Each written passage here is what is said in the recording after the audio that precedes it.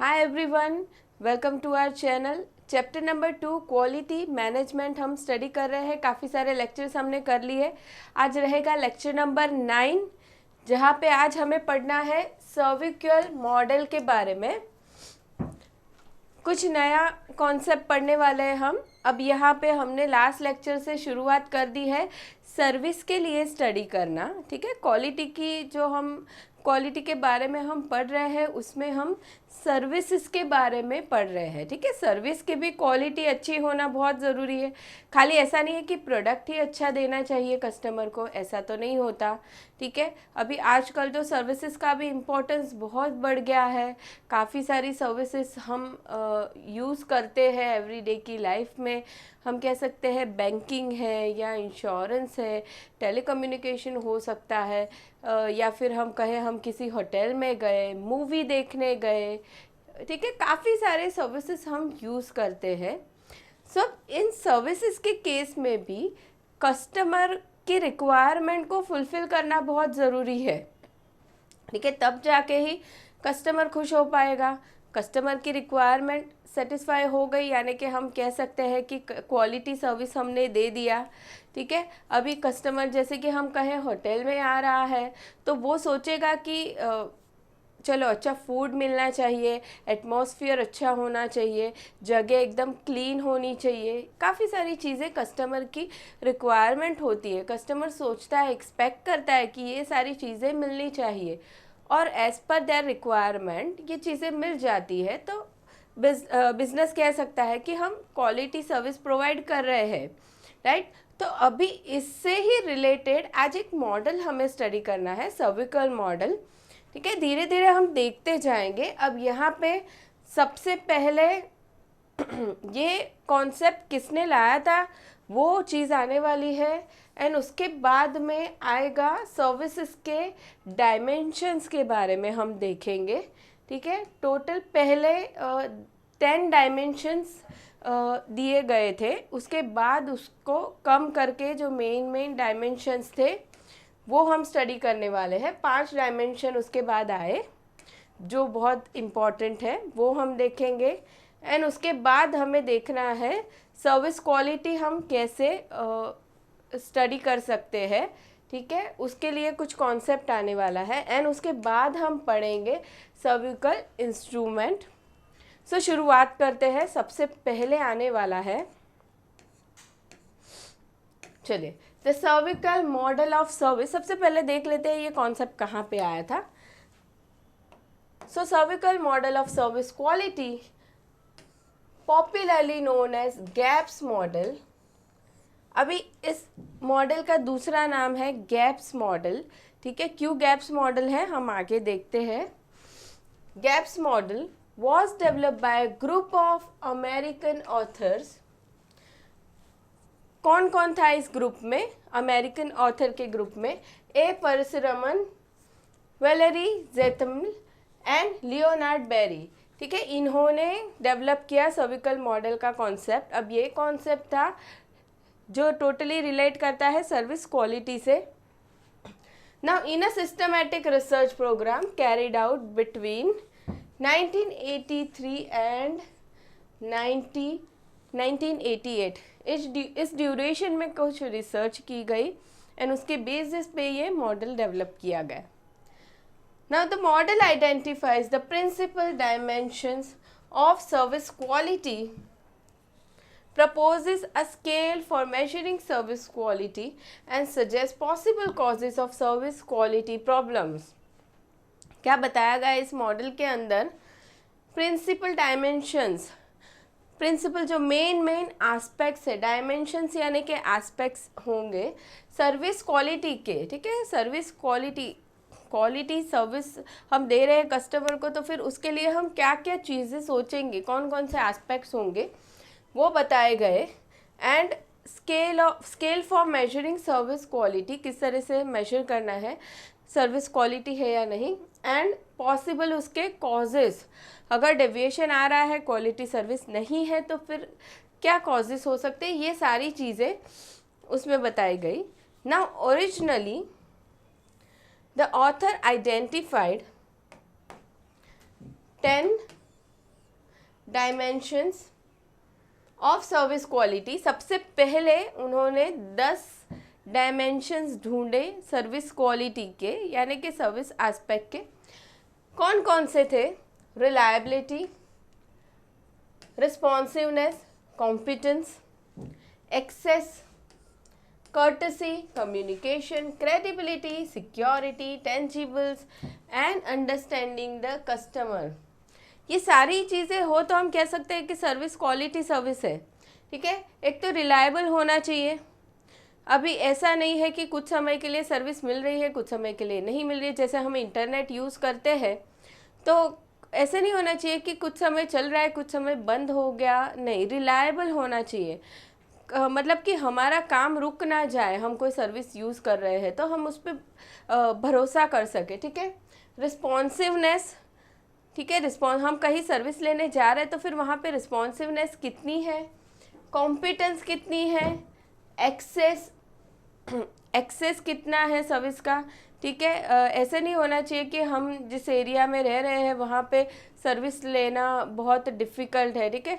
कोई village area में चले गए तो वहाँ पे होटल सर्विस मोस्टली नहीं होती, तो एक्सेस कितना है वो देखना है। कर्टेसी, कम्युनिकेशन, क्रेडिबिलिटी, सिक्योरिटी, टेंजिबल्स, ठीक है। टेंजिबल्स, जो भी टेंजिबल चीज़ें यूज़ हो रही होगी सर्विस देते टाइम, तो टेंजिबल्स की बात करेंगे। अंडरस्टैंडिंग द कस्टमर, ठीक है, सर्विस प्रोवाइडर कितना अच्छे से कस्टमर को समझ रहा है, उसकी रिक्वायरमेंट को समझ रहा है। तो ये 10 डायमेंशंस पहले बताए गए। But after testing and retesting some of the dimensions were found to be autocorrelated and the total number of dimensions was reduce to 5। जब उन्होंने वापस उस पर ही रिसर्च करते गए, टेस्टिंग करते गए, तो उन्हें पता चला कि ये जो हमने 10 डायमेंशन ढूंढे हैं तो उसमें से कोई कोई तो कैसे है, ऑटो कोरिलेटेड, मतलब एक के साथ दूसरा जुड़ा हुआ ही है, ठीक है। एक में इम्प्रूवमेंट आया तो दूसरे में इम्प्रूवमेंट आना ही है। तो अभी उन्होंने क्या किया, number of dimensions was reduce to 5, ठीक है। कौन कौन से 5 हो गए? एक तो reliability, assurance, tangibles, empathy and responsiveness. ये पांचों चीज़ें होनी चाहिए सर्विस क्वालिटी में, ठीक है। रिलायबिलिटी होनी चाहिए, ठीक है, सर्विस प्रॉपरली कंटिन्यूस मिलनी चाहिए, हम उस पर भरोसा कर सके, डिपेंड हो सके, हम कह सकते। अश्योरेंस होना चाहिए, बराबर से हमें सर्विस मिल रही है, ठीक है। अश्योरेंस, होटल में गए हम फूड ले रहे हैं तो भाई हमें ट्रस्ट है कि वो फूड बराबर से ही बना है, ठीक है, हम ट्रस्ट कर सके सही सही चीज़ें यूज़ हुई है। टेंजिबल्स, एम्पैथी, कस्टमर को सही सही ट्रीट करना है, ठीक है, एम्पैथी के साथ। रिस्पॉन्सिवनेस अच्छी होनी चाहिए, ठीक है। हम कहीं किसी ऑफिस में गए, कि कहीं बैंक में गए या इंश्योरेंस ऑफिस में गए, ठीक है, हम कहीं किसी से कुछ क्वेश्चन पूछ रहे हैं वहाँ के ऑफिसर वगैरह से, तो सही सही हमें रिस्पॉन्स मिल रहा है, तो रिस्पॉन्सिवनेस अच्छी होनी चाहिए। Now, these 5 dimensions are thought to represent the dimensions of service quality across a range of industries and settings। ठीक है, चलिए अभी आगे देखते हैं। Now, business firm use the cervical instrument that is questionnaire। अभी ये जो हम बात कर रहे हैं सर्विकल इंस्ट्रूमेंट यूज़ हो रहा है सर्विस क्वालिटी देखने के लिए, तो उसके अंदर क्या रहेगा, वो एक क्वेश्चनर है, ठीक है, to measure the potential service quality problems and the model of service quality to help diagnose possible causes of the problem. अभी ये जो क्वेश्चनर रहेगा वो हेल्प करेगा किस चीज़ में, पोटेंशियल सर्विस क्वालिटी प्रॉब्लम, जो भी क्वालिटी प्रॉब्लम अराइज होने वाली है उसे ढूंढने में हेल्प करेगा, उसके रीजंस क्या है वो सारी चीज़ें ढूंढने में हेल्प करेगा बिजनेस इसको। Now the model of service quality is build on the expectancy confirmation paradigm which suggests that consumers perceive quality in terms of their perception of how well a given service delivery meets their expectation. Thus, service quality can be conceptualized as a simple equation. क्या कहा है उन्होंने? The model of service quality is built on the expectancy confirmation paradigm. ठीक है, किस चीज़ के basis पे ये मॉडल बनाया गया है? एक्सपेक्टेंसी, कस्टमर है, सर्विस लेने जा रहा है, ठीक है, तो उसके पहले वो कुछ चीज़ें एक्सपेक्ट करेगा, ठीक है। अभी उस एक्सपेक्टेंसी कंफर्मेशन, सामने उसने सर्विस रिसीव की, ठीक है, तो वो सर्विस कितनी मैच हुई उसके एक्सपेक्टेशन से, उसके ऊपर से डिसाइड होगा सारी चीज़ें सर्विस क्वालिटी से रिलेटेड। लेकिन अभी और एक चीज़ उन्होंने कही है कि ये जो कस्टमर सर्विस रिसीव करेगा, अब उस सर्विस के बारे में वो खुद के अलग अलग खुद के परसेप्शन से सोचेगा। जितने इंसान हैं दुनिया में, सबकी थिंकिंग अलग अलग रहती है, ठीक है। तो एक ही होटल है मान लो, उसमें जितने भी कस्टमर्स आए हैं सबको सेम सर्विस दी गई है, तो सारे ही कस्टमर सेम नहीं सोचेंगे ना, ठीक है। तो सबके थिंकिंग अलग होगी, परसेप्शन अलग होगे, उसके बेसिस पे सर्विस को वो लोग इवेलुएट करेंगे, ठीक है। तो अभी इन चीज़ों के बेसिस पे उन लोगों ने एक इक्वेशन बनाया है सर्विस क्वालिटी का। देखिए, the service quality can be conceptualize as a simple equation. क्या है service quality? Perception minus expectation, ठीक है। S Q is equal to P minus सी।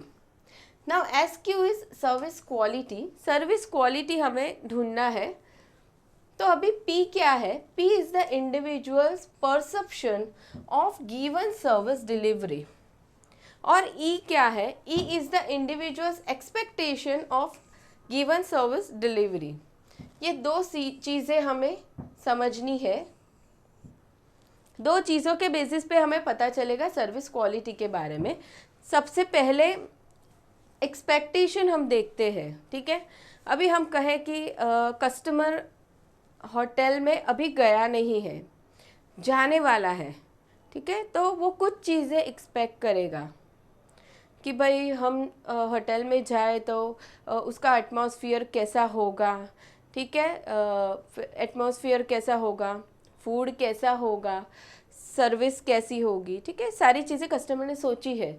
अभी कोई बहुत अच्छी होटल का नाम सुना है तो बहुत अच्छा एटमॉस्फेयर है, फूड बहुत अच्छा मिल रहा है, जल्दी से ऑर्डर हमने जो दिया है वो आ रहा है, ज़्यादा वेट नहीं करना पड़ रहा है, तो ये सारी चीज़ें कस्टमर ने सोच के रखी है, ठीक है, एक्सपेक्ट किया है कि ये मिलना चाहिए। ये बात हो गई एक्सपेक्टेशन। अभी वो गया नहीं है होटल में, सर्विस ली नहीं है, ठीक है, उसके पहले कुछ सोच के रखा है, दैट इज़ एक्सपेक्टेशन। अभी परसेप्शन पे आते हैं। What is perception? अभी इंसान होटल में गया, उसने सर्विस अवेल कर ली, ठीक है, होटल में जाके वो इंसान वापस आ गया, कस्टमर वापस आ गया। अभी वो क्या समझ रहा है उस सर्विस के बारे में, ठीक है। कोई इंसान होगा जो ऐसे बोलेगा कि बहुत अच्छी सर्विस लगी हमको, बहुत अच्छा फूड था, टेस्ट में बहुत अच्छा था, ठीक है, तुरंत आ गया, हमें ज़्यादा वेट नहीं करना पड़ा, एटमॉस्फेयर बहुत अच्छा था, लाइटिंग्स वगैरह, म्यूज़िक थी, बहुत अच्छा था। तो अभी ये हो गया परसेप्शन, यानी कि उसने सर्विस ले ली है, उसके बाद वो क्या सोच रहा है उस सर्विस के बारे में, दैट इज़ परसेप्शंस, ठीक है। तो अभी इन दोनों के बीच का जो डिफरेंस होगा वो सर्विस क्वालिटी हो जाएगा, ठीक है। एक हो गया एक्सपेक्टेशन, दूसरा perception. Now when customer expectation are greater, expectations are greater than their perceptions of received delivery, service quality is deemed low. Expectation ज़्यादा है परसेप्शन से। जैसे बहुत कुछ अच्छा सोचा था, फूड अच्छा रहेगा, ठीक है, जल्दी जल्दी ऑर्डर आ जाएगा, वेट नहीं करना पड़ेगा, एटमॉस्फेयर बहुत अच्छा होगा, एकदम जगह एकदम क्लीन है, होटल क्लीन होगी, बहुत एक्सपेक्टेशन थी। अभी जो सर्विस मिली उसके बेसिस पे जो परसेप्शन रहे वो कम है, ठीक है, कस्टमर को अच्छा नहीं लगा, फूड अच्छा नहीं लगा या और कोई चीज़ अच्छी नहीं लगी, तो अब क्या हो गया, एक्सपेक्टेशन तो हाई थी परसेप्शन से, तो हम कहेंगे सर्विस कैसी रही, सर्विस क्वालिटी को हम लो कहेंगे। और उससे उल्टा, when perceptions exceeds expectation service quality is high. मान लो कोई इंसान है, उसने ऐसे सोचा है कि नहीं भाई अच्छा नहीं, ये होटल अच्छा नहीं होगा, फूड अच्छा नहीं होगा या फिर क्लीन नहीं होगा वगैरह वगैरह, उसने सोचा था, ऐसा उसने एक्सपेक्ट किया था। लेकिन जब वो एक्चुअल में गया सर्विस लेने तो उसे बहुत अच्छी सर्विस मिली, फूड भी बहुत पसंद आया, अच्छा लगा, तो फिर उस केस में हम कहेंगे कि सर्विस क्वालिटी इज़ हाई। ठीक है, तो अभी ये यहाँ पे हमने स्टडी कर लिया सर्विस क्वालिटी के बारे में। सर्विस क्वालिटी हम किसे कहेंगे, difference between expectation and perception.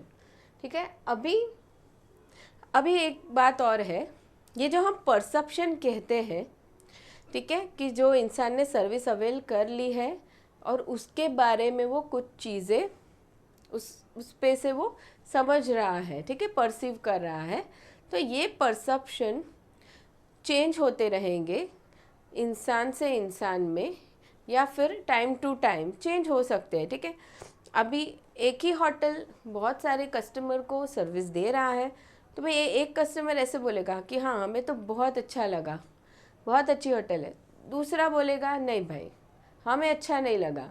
ठीक है, तो डिपेंड करता है इंसान की थिंकिंग पे।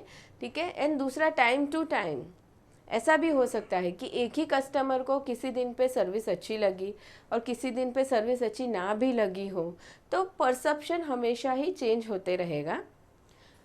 नाउ अभी आगे देखते हैं सर्विकल इंस्ट्रूमेंट। अभी सर्विकल इंस्ट्रूमेंट के बारे में पढ़ना है। अभी इसमें क्या रहेगा, एक क्वेश्चनर होगा। ठीक है, क्वेश्चनर जिसके अंदर टोटल 22 आइटम्स होंगी। ठीक है, 22 आइटम है। अभी वो जो 22 आइटम है उन्हें डिवाइड किया गया है, जो हमने 5 डायमेंशंस पढ़ी सर्विस क्वालिटी की, उसके अंदर डिवाइड कर दिया गया इन 22 आइटम को। ठीक है, 5 रहेगी रिलायबिलिटी के लिए, 4 होगी एश्योरेंस, 4 होगी टेंजिबल्स के लिए, 5 होगी एम्पैथी एंड 4 होगी रिस्पॉन्सिवनेस के लिए। ठीक है, 22 आइटम होंगी टोटल क्वेश्चनर में, जिसे डिवाइड किया गया है अकॉर्डिंग टू डायमेंशंस। और ये जो 22 आइटम्स अंदर है, वो 22 आइटम्स पैर में होंगी, एक्सपेक्टेशन एंड परसेप्शन दोनों के पैर में होंगी। ठीक है, चलिए स्टार्ट करते हैं। Now cervical is a multi-dimensional research instrument that is questionnaire और measurement scale। ठीक है, क्या है ये, एक तरह का क्वेश्चनर है जिसे हम मेजरमेंट स्केल भी कह सकते हैं। Now design to measure service quality, ये क्यों बनाया गया है, to measure service quality by capturing respondents' expectation and perception along the 5 dimension of service quality। पहले क्वेश्चनर बनाया जाएगा, उसके बाद क्या करना है, रिस्पोंडेंट्स यानी कि कस्टमर के एक्सपेक्टेशन और परसेप्शंस दोनों को रिकॉर्ड किया जाएगा। ठीक है, हमने देखा कि पैर में ये 22 आइटम्स जो है पैर में बनाई गई है, तो दोनों ही चीज़ें रिकॉर्ड की जाएगी। ठीक है, along with the 5 dimension of service quality, इन चीज़ों को हम इस 5 डायमेंशन के साथ स्टडी करेंगे। Now the questionnaire consist of match pairs of items, 22 expectations items and 22 perception items, organized into 5 dimensions which are believed to align with the customer's mental map of service quality dimensions। ठीक है, हमने देखा कि ये 22 item जो है पैर में है, एक्सपेक्टेशन एंड परसेप्शन, इनको ऑर्गेनाइज किया गया है 5 डायमेंशन के अंदर। Now both the expectations component and perception component of the questionnaire consist of total of 22 items comprising 4 items to capture tangibles, 4 tangibles के लिए होंगे, 5 items to capture reliability, 4 items for responsiveness, 4 items for assurance and 5 items capture empathy. ठीक है, 22 items हैं जिनको divide किया गया है according to dimension. Now the questionnaire is design to be administered in face-to-face interview and requires a moderate to large size sample for statistical reliability. यानी कि questionnaire तो बना दिया, अभी कस्टमर से पूछना पड़ेगा ना क्वेश्चंस, तब जाके हम रिकॉर्ड कर पाएंगे. तो ये कैसे करना है, फेस टू फेस हम इंटरव्यूज़ लेंगे, क्वेश्चंस पूछेंगे. एंड दूसरा जो सैम्पल साइज़ रहेगा, सैम्पल साइज़ यानी कि क्या, कितने लोगों को हम पूछ रहे हैं उस क्वेश्चनर से क्वेश्चन. ठीक है, अभी 2 लोगों को ही पूछ के रिकॉर्ड कर दिया तो क्या मतलब, अब वो दोनों नहीं अच्छा बताया तो उसमें से हम सही सर्विस क्वालिटी मेजर नहीं कर सकते. तो वो जो सैम्पल साइज़ है यानी कि हम कितने लोगों का इंटरव्यू ले रहे हैं, तो वो कितना रहेगा, मॉडरेट टू लार्ज साइज़. ठीक है, बहुत छोटा नहीं होगा, moderate to large size. Now in practice, it is customary to add additional items such as respondents' demographics, prior experience with the brand, category and behavioral intentions, intention to revisit, repurchase, loyalty intention and propensity to give word of mouth reference. अभी यहाँ पे वो लोग क्या बोल रहे हैं कि 22 आइटम हमने रखी है क्वेश्चनर में, वो ठीक है, लेकिन प्रैक्टिकल लाइफ में क्या होता है, एडिशनल आइटम्स भी रखे जाते हैं. उन 22 के ऊपर और चीज़ें भी देखी जाएगी, कौन कौन सी हो सकती है.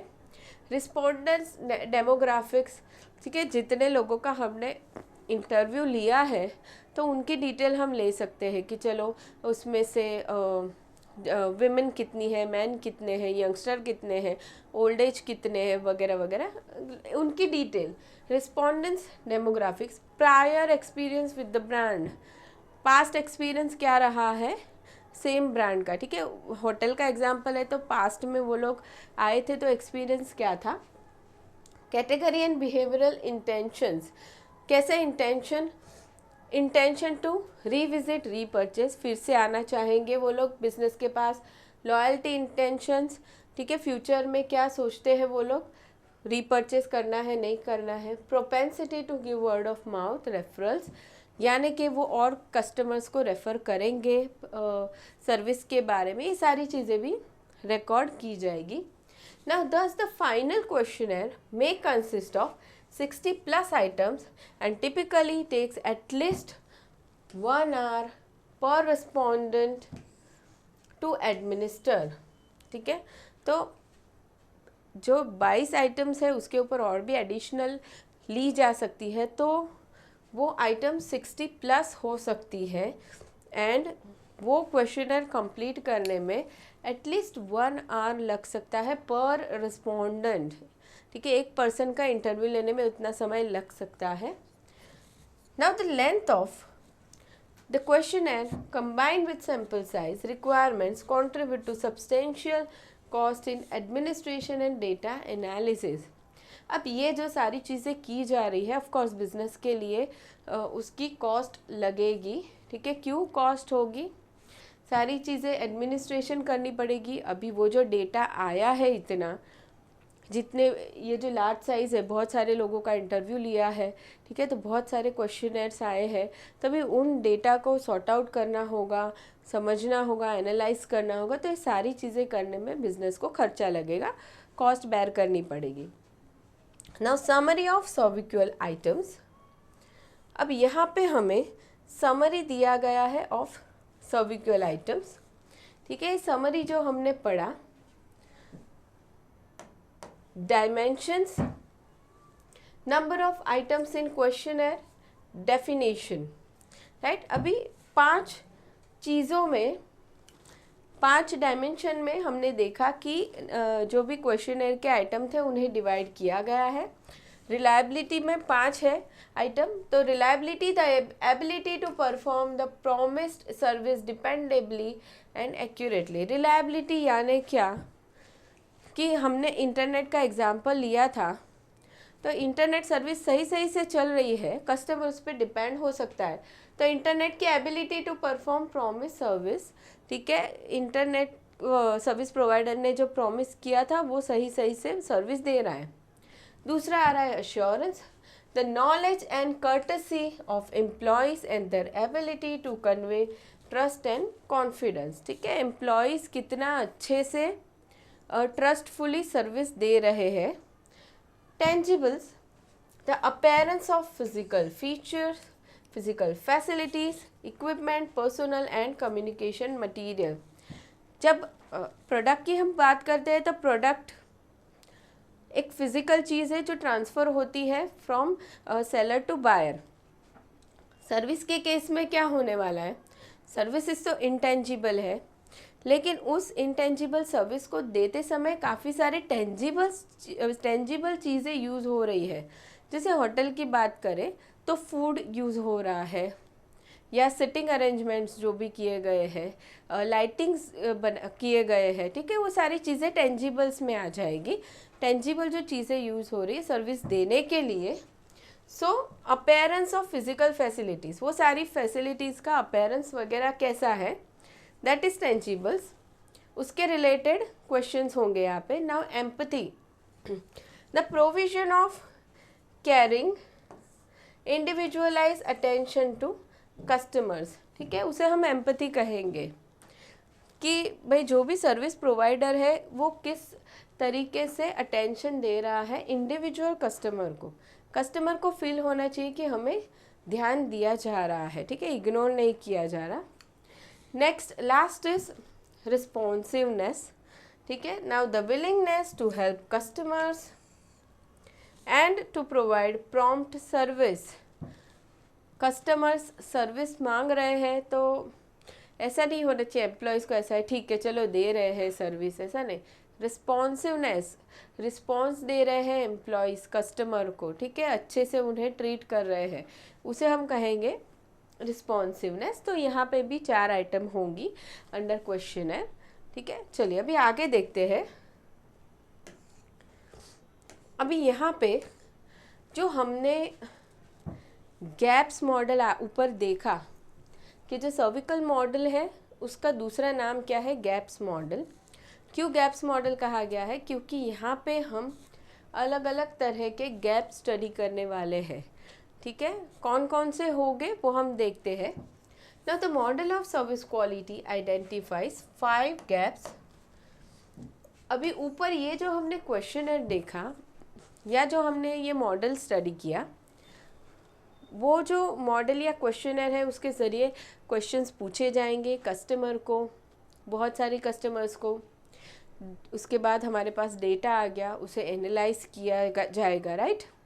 अब उसके बेसिस पे हमें पता चलेगा, उसके बेसिस पे हम गैप स्टडी करेंगे। तो identifies 5 gaps that may cause customers to experience poor service quality. ठीक है, उस गैप के ज़रिए पता चलेगा हमें कि कस्टमर को क्यों पुअर सर्विस क्वालिटी दी गई। Now in this model gap 5 is service quality gap and is the only gap that can be directly measured. In other words, the cervical instrument was specifically designed to capture gap 5. ये जो 5 gap हमें पढ़ने हैं, number 1, 2, 3, 4, 5, तो उसमें जो 5th gap है वो ज़्यादा इम्पॉर्टेंट है। ठीक है, क्यों? क्योंकि इससे ही हमें पता चलने वाला है कि सर्विस क्वालिटी में कितना गैप रहा। मेन यही है, इसी के कैलकुलेशन के लिए सारी चीज़ें होती है। Now Christopher Lovelock it defined the gaps model to identify 6 type of gaps. अभी इन्होंने कुछ थोड़ा चेंज कर लिया, इन्होंने 6 टाइप ऑफ गैप्स बताए that can occur at different points during the design and delivery of a service. These gaps are, अब ये कौन कौन से गैप्स रहेंगे वो देखते हैं।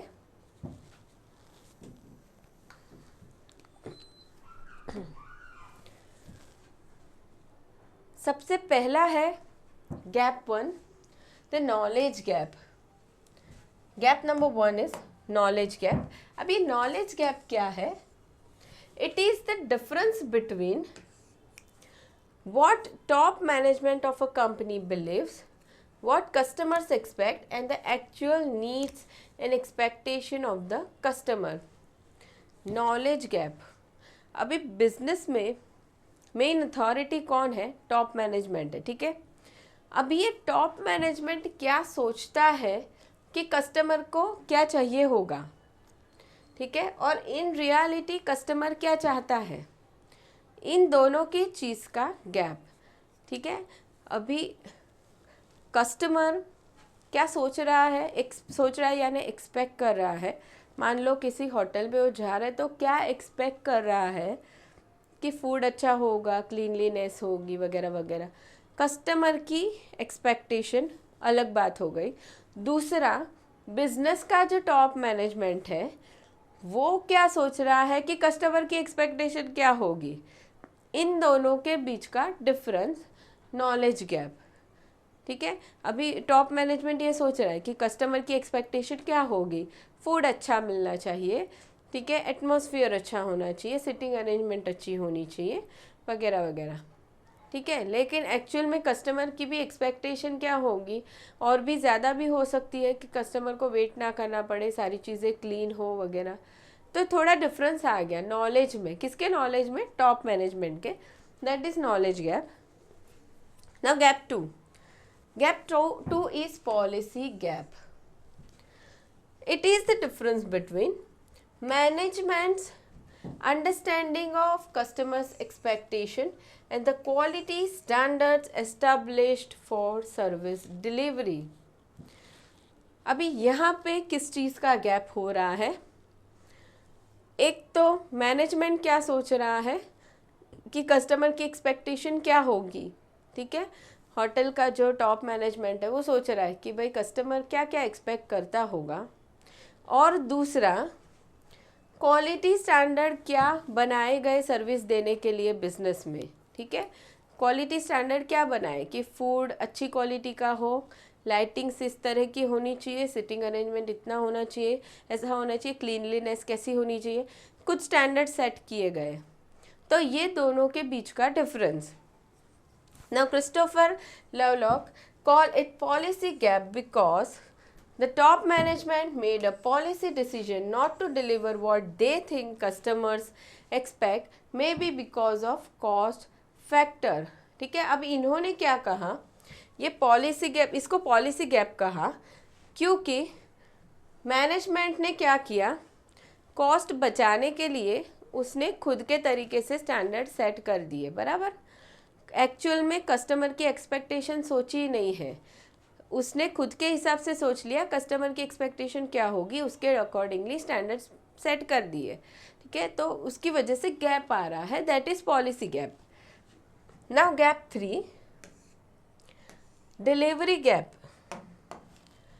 डिलीवरी गैप रहेगा gap 3। It is the difference between specified by top management service delivery standards and actual performance on this standards by service delivery teams.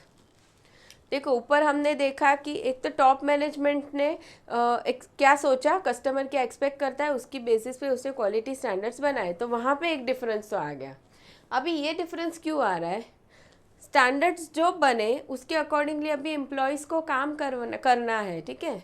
तो वो जो एम्प्लॉयज़ या पर्सनल काम कर रहे हैं वो एग्जैक्टली स्टैंडर्ड के हिसाब से नहीं होगा, तो वहाँ पे भी फिर से गैप आ रहा है, तो वो हो जाएगा गैप 3, डिलीवरी गैप, ठीक है। According to standard service deliver नहीं की गई तो वहाँ का gap, that is delivery gap. Now gap 4 is communication gap. It is the difference between what the company communicates and what is actually delivered to the customers. This gap is caused by, देखो ये कौन सा है, communication gap. अभी यहाँ पे communication किसके साथ होने वाला है, कंपनी एंड कस्टमर, ठीक है, कंपनी एंड कस्टमर। कस्टमर को कुछ स्पेसिफिक सर्विस चाहिए तो कंपनी कम्युनिकेट कर रही है उसके साथ, लेकिन उसके हिसाब से, कस्टमर के हिसाब से प्रोडक्ट नहीं जा रहा है। तभी यहाँ पे दो रीज़न होंगे। क्या दो रीजंस हो सकते हैं, एक तो होगा इंटरनल कम्युनिकेशन गैप और दूसरा है ओवर प्रॉमिस गैप।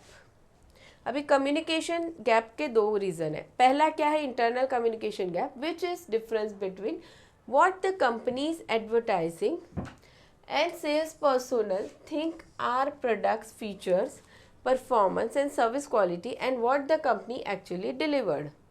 ठीक है, अभी यहाँ पे क्यों गैप आ रहा है, companies advertising and sales personnel think our products features, company के खुद के जो फीचर्स है एडवर्टाइजिंग में बताए गए हैं, ठीक है, एडवर्टाइजिंग के सेल्स पर्सोनल जो सोच रहे हैं, सेल्स के जो एम्प्लॉय सोच रहे हैं खुद के प्रोडक्ट के बारे में, और एक्चुअली जो प्रोडक्ट डिलीवर हो रहा है, सर्विस डिलीवर हो रही है, इसका डिफरेंस।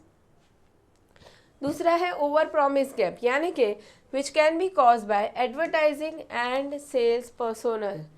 ठीक है, अभी यहाँ पे एडवर्टाइजिंग एंड सेल्स पर्सोनल ने कुछ बढ़ा चढ़ा के बोल दिया है और वैसे सर्विस नहीं दी जा रही है, तो वहाँ पे प्रॉब्लम हो गई, वो गैप क्रिएट हो गया। तो ये आता है फोर्थ कम्युनिकेशन गैप। ठीक है, यहाँ पे इंटरनली प्रॉब्लम हो गई उनके ही डिवीजन के बीच में, और यहाँ पे ओवर प्रॉमिस गैप हो रहा है। Now next is gap 5, perception gap. Perception gap, it is the gap between what is actually delivered to the customer and their perception of the service that is actually delivered. This may be due to the fact that at times customer may be unable to accurately evaluate the service quality. Perception हमने आगे study किया। What is perception? जब customer को service मिल जाती है, customer ने service avail कर दी है, उसके बारे में वो, उसके बाद वो सर्विस के बारे में क्या सोचता है, ठीक है, उसे सर्विस अच्छी लगी नहीं अच्छी लगी, वो परसेप्शन हो जाएगा। तो अब परसेप्शन गैप क्या है कि भाई एक्चुअल सर्विस क्या दी गई और कस्टमर ने क्या सोचा। एक तो हम कह सकते हैं सर्विस तो अच्छे से दी गई, बराबर से दी गई, होटल में फूड भी अच्छा था, ठीक है, क्लीनलीनेस थी, सिटिंग अरेंजमेंट प्रॉपर थी, कस्टमर को वेट नहीं करना पड़ा वगैरह, सब कुछ सही था। अभी इसके बेसिस पे कस्टमर ने क्या सोचा, कस्टमर ऐसे बोलेगा नहीं बहुत अच्छा लगा, सारी चीज़ें अच्छी थी, तो परसेप्शन अच्छा हो गया उसका।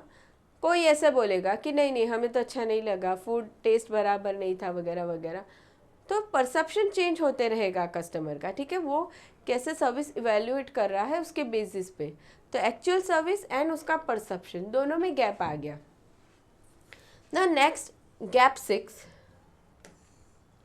Gap 6 is service quality gap.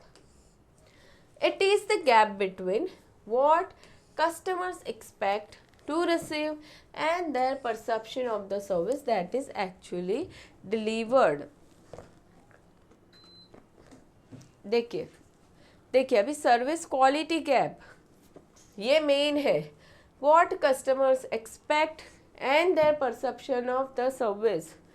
Customer ने क्या एक्सपेक्ट किया था सर्विस लेने से पहले, यानी कि हम कहें होटल में आने से पहले क्या क्या चीज़ें सोच के रखी थी उसने, ठीक है, फूड अच्छा होगा वगैरह, एक्सपेक्टेशन एंड द परसेप्शन।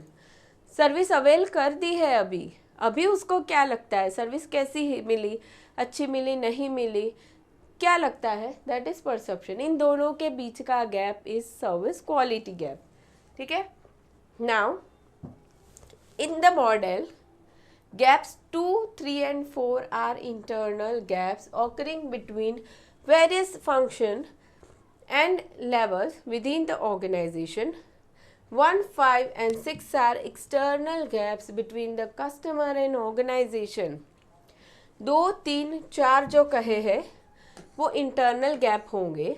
देखिए 2 पॉलिसी गैप, पॉलिसी गैप यानी कि स्टैंडर्ड्स के बीच का हमने मैनेजमेंट की कस्टमर के लिए जो हमने एक्सपेक्टेशन देखी थी, मैनेजमेंट सोच रहा है कस्टमर की एक्सपेक्टेशन क्या होगी और उसके अकॉर्डिंगली स्टैंडर्ड बनाए। उसका गैप डिलीवरी गैप, यानी कि सर्विस डिलीवरी स्टैंडर्ड्स और एक्चुअल सर्विस परफॉर्म की गई, इनका गैप, और कम्युनिकेशन गैप। ये तीनों ही इंटरनल हो गए विद इन बिजनेस, बिजनेस के अंदर ही ये गैप क्रिएट हो रहे हैं। और बाकी कैसे हो गए एक्सटर्नल। नॉलेज गैप हमने देखा, मैनेजमेंट क्या सोचता है, कस्टमर की एक्सपेक्टेशन क्या होगी और एक्चुअल में कस्टमर एक्सपेक्टेशन क्या है, ठीक है, तो ये इंटरनल गैप नहीं है। एंड दूसरा परसेप्शन गैप हो रहा है, ये भी इंटरनल नहीं है। सर्विस क्वालिटी गैप भी इंटरनल नहीं है, ठीक है। Now the gaps model is shown in the following diagram. अभी इन्होंने एक डायग्राम के ज़रिए एक्सप्लेन किया हुआ है इस गैप्स को, ठीक है, हम इसे अंडरस्टैंड करेंगे। देखिए, अभी सबसे पहले हम गैप 1 के ऊपर जाते हैं। गैप 1 क्या है? So management perception of customer expectation and दूसरा आता है एक्सपेक्टेड सर्विस, इन दोनों के बीच का गैप। देखिए, मैनेजमेंट ने क्या सोचा, कस्टमर का एक्सपेक्टेशन क्या होगी, एक्चुअल में एक्सपेक्टेड सर्विस क्या है, दोनों का gap. Now gap 2 is management perception of consumer expectation. Management क्या सोच रहा है कंज्यूमर के एक्सपेक्टेशन के बारे में, एंड उसने क्या स्पेसिफिकेशन बनाए, translation of perception into service quality specification, ठीक है। अभी क्या उसने स्टैंडर्ड्स बनाए मैनेजमेंट ने। अभी गैप 3 की हम बात करेंगे, translation of perception into service quality specification, और एक्चुअल में क्या सर्विस डिलीवर की गई। देखिए, service delivery including pre and post contracts, ये होगा गैप 3। अभी गैप 4 की बात करेंगे तो कम्युनिकेशन गैप यहाँ पे आ रहा है, एक्सटर्नल कम्युनिकेशन गैप। अभी गैप 5 हमने देखा, परसीव्ड क्वालिटी गैप हमने स्टडी किया था, actual service delivery and perceived service, actual में सर्विस जो दी गई उसके बेसिस पे अभी कस्टमर क्या समझ रहा है, इन दोनों का gap. And gap 6 is perceived service and expected service, customer ने क्या एक्सपेक्ट की थी सर्विस और उसने क्या परसीव किया आफ्टर रिसीविंग सर्विस, इन दोनों के बीच का gap is gap 6, service quality gap. अब यहाँ पे ये हमने पूरा स्टडी किया गैप्स के बारे में। अब ये जो एक्सपेक्टेड सर्विस हम कहते हैं, तो सर्विस एक्सपेक्ट कैसे करता है कस्टमर, कोई भी सर्विस हो, एक्सपेक्टेशन कहाँ से आएगी, वर्ड ऑफ माउथ कम्युनिकेशन। कोई एक पर्सन है, उसने कहीं किसी और से सुना कि भाई इस जगह पे अच्छी सर्विस मिल रही, ये होटल अच्छा है या बैंक अच्छा है या वगैरह वगैरह, ठीक है, यहाँ पे अच्छी, ये थिएटर अच्छा है, अच्छी सर्विस मिल रही है, वर्ड ऑफ माउथ से सुना। पर्सनल नीड्स, उसकी पर्सनल नीड्स क्या है, उसके बेसिस पे वो कुछ चीज़ें एक्सपेक्ट करेगा। तीसरा पास्ट एक्सपीरियंस, अब वो कोई जगह पे पहली बार नहीं जा रहा है, किसी थिएटर में मूवी देखने वो फर्स्ट टाइम नहीं जा रहा है, पहले भी जा चुका है, तो उसके बेसिस पे वो कुछ एक्सपेक्ट करेगा। तो इन 3 चीज़ों के बेसिस पे एक्सपेक्टेड सर्विस होगी, ठीक है, एक्सपेक्टेशन होगी कस्टमर की। सो ये एक मॉडल, ये मॉडल उन्होंने हमें डायग्रामेटिकली पूरा बताया गया है, ठीक है। चलिए, तो यहाँ पे हमने सर्विकल मॉडल पूरा स्टडी कर लिया है, ठीक है, जिसे गैप्स मॉडल भी कहते हैं। चलिए, अभी नेक्स्ट सेशन में हम करने वाले हैं measures to improve service quality, next session में करेंगे स्टूडेंट्स। तो ये वीडियो पसंद आया तो ज़रूर से लाइक करना। Bye everyone.